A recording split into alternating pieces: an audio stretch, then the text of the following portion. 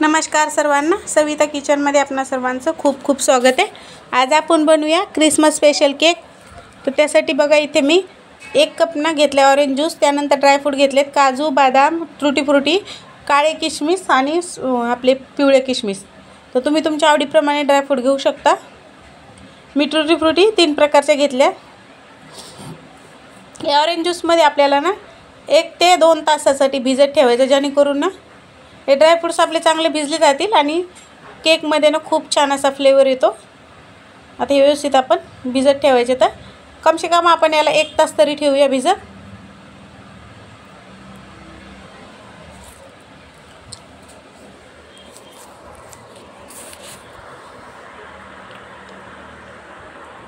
Dry fruits भिजतात आपले, तोपर्यंत आपण ना इकडे कॅरेमल सिरप बनवून घेऊया।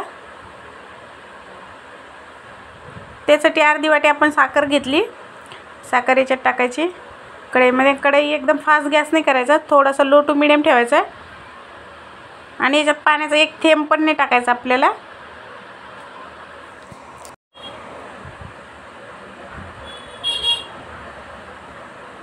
गॅसची फ्लेम बघा आपण स्लो ठेवली आणि साखर बघा आपली हळूहळू मेल्ट व्हायला लागली। 2-3 मिनिटांनंतर बघा साखरचं आपलं कॅरेमल सिरप आपलं तयार झाले पूर्णपणे। आणि गॅस फास्ट ठेवला ना तर ते जळलं ना सिरप तर केक आपला एकदम कडवट लागतो। त्यामुळे गॅस थोडासा जपून असा स्लो एकदम ठेवायचा आहे। थोडासा वेळ लागला तर चालेल, पण आपला केक कडू नाही झाला पाहिजे। त्यानंतर आपण याच्यात अर्धी वाटीच पाणी टाकायचं आहे आपल्याला, थोडं थोडं करून। ते बघा आता तुम्हाला असं वाटत असं नाही घट्ट झालंय, हे थोड्या वेळाने व्यवस्थित मेल्ट होतं। गॅसची फ्लेम स्लो ठेवायची आणि हे पूर्णपणे मेल्ट होऊन द्यायचं आपल्याला। 1 ते 2 मिनिटांमध्ये हे व्यवस्थित मिक्स होतं पाण्यामध्ये। हे बघा 1 ते 2 मिनिटं झाले तर आपलं सिरप तयार झाले बघा व्यवस्थित असं। गॅस बंद करूया आणि हे थंड झाल्यानंतर एका वाटीमध्ये काढून घेऊया। आता इकडे आपण एक मिक्सिंग बाउल घेतलाय, याच्यामध्ये आपल्याला फक्त पाव वाटी दूध घ्यायचे। दूध जास्त घ्यायचे नाही का ते सांगते। तर दूध फक्त पाव वाटी घेतले आपण, तेवढंच आपल्याला तेल घ्यायचं। जेवढं दूध घेतलं तेवढंच तेल घ्यायचं। तेल कुठल्याही फ्लेवरचं घ्यायचं नाही। आता हे आपण व्यवस्थित मिक्स करून घेऊया। 1-2 मिनिटे तेल आणि दूध व्यवस्थित मिक्स करून घ्यायचे बघा।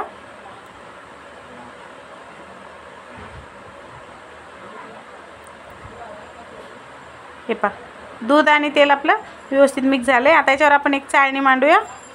चाळणीमध्ये आपण घेतला इकडे 1 कप मैदा। मैदा आपल्याला व्यवस्थित चाळून घ्यायचा आहे।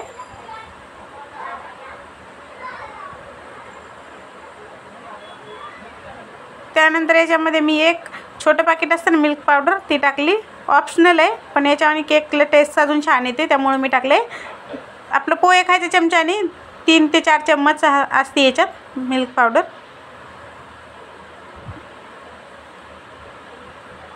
हे दोन्ही आपण व्यवस्थित आता चाळून घेऊया। त्यानंतर बघा आपण ड्रायफ्रूट्स इकडे भिजायला घातले होते ना, ते बघा पूर्ण ज्यूस यांनी हे करून घेतलं बऱ्यापैकी। आता पूर्ण याच्यात टाकायचं आपल्याला। ड्रायफ्रूट आपले व्यवस्थित भिजलेत पण याच्यामध्ये पूर्ण याच्यात काढून घेऊ आपण, व्यवस्थित मिक्स करून घ्यायचं। आता दूध त्याच्यामुळे थोडं टाकायला सांगितले, कारण हे ज्यूस कॅरेमल सिरप आपण टाकणार आहोत ना, तर मग पातळणी होऊ म्हणून दूध आपल्याला फक्त पाव वाटी घ्यायचं आहे। ते बघा आता हे कॅरेमल सिरप आपल्याला टाकायचं याच्यात।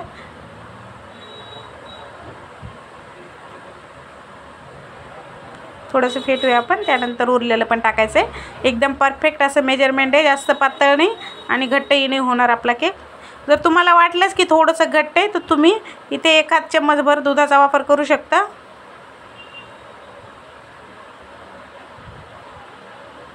आता हे व्यवस्थित मिक्स करून घ्यायचं आपल्याला ड्रायफ्रूट्स याच्यामध्ये।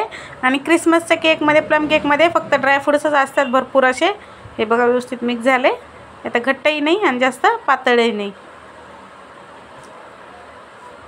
आता इकडे आपण याच्यावर चाळणी मांडली, तर हे आपण ना असं डायरेक्ट टाकलं तरी चालतंय, पण मी थोडंसं असं चाळून घेते। फक्त 1 चम्मच आपण इथे बेकिंग पावडर घेतली आणि 1/2 चम्मच आपल्याला इथे बेकिंग सोडा घ्यायचा आहे।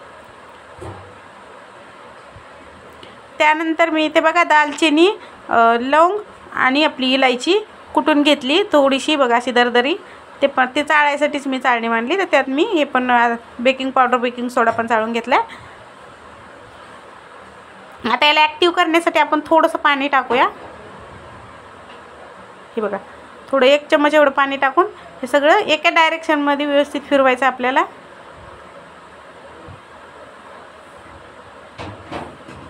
आणि याच्यात जोपर्यंत एअर्स असतो ना तोपर्यंतच आपल्याला बेक करायला मांडायचं, म्हणजे केक आपला व्यवस्थित फुलतो. त्यानंतर इकडे आपण केक टिनला तेलाने ग्रीस करून घेतले, वरून थोडं मैदा लावला आहे. तर झटपट असं याच्यात आपल्याला सगळं ट्रान्सफर करायचं आहे आपण केकचं मिश्रण. त्यानंतर आपण याला थोडंसं टॅप करायचं आहे आणि तुमच्या आवडीच्या ड्रायफ्रूट्सनी याला डेकोरेट करूया. तर मी थोडेसे इथे काजू टाकले. तर त्यानंतर बघा थोडीशी काळे किशमिश,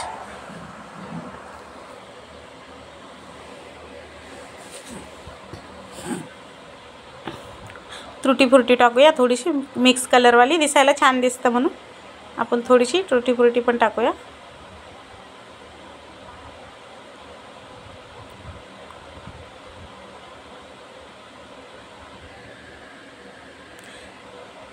आता इकडे आपण टोप ना फ्री हीट होण्यासाठी मांडला आहे. तर 5-6 मिनटं झाले, व्यवस्थित गरम झालं आहे. तर खाली एक आपण स्टँड मांडलं आहे.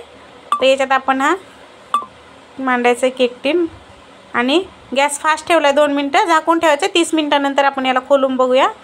30 मिनटं झालेत बघा, आणि मला पूर्ण इथे 30च मिनटं लागली. तर हे बघा केक आपला व्यवस्थित बेक झाला का नाही बघूया. आता व्यवस्थित केकाला कलर पण बघा खूप छान आला आहे. तर आता आपण ना याच्यामध्ये टूथपिक या आता चाकू असं सुरी घुसून बघूया. ते बघा मधोमध घुसवायची म्हणजे कळतं पूर्णपणे चाकू क्लीन झाला आहे, म्हणजे आपली केक व्यवस्थित बेक झाला आहे. तर आता थंड करून घेऊ याला. हे बघा केक पूर्णपणे थंड झाला आहे.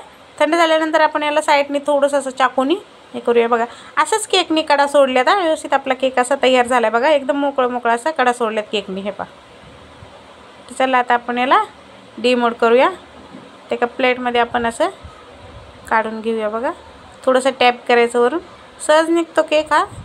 हे बघा एकदम मस्त असा केक आपला तयार झाला आहे.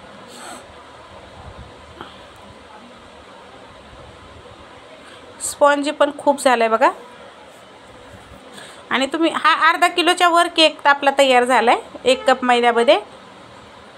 तर तुम्ही घरात हा मुलांना क्रिसमससाठी बनवून देऊ शकता. झटपट असा होतो आणि केक शिवाय आपला हायजेनिक पद्धतीने आपण घरात बनवतो आणि मुलांना आवडेल पण खूप हा केक. कट करून घेऊया. एकदम स्पॉन्जी आणि सॉफ्ट असा आपला केक तयार झाला आहे बघा.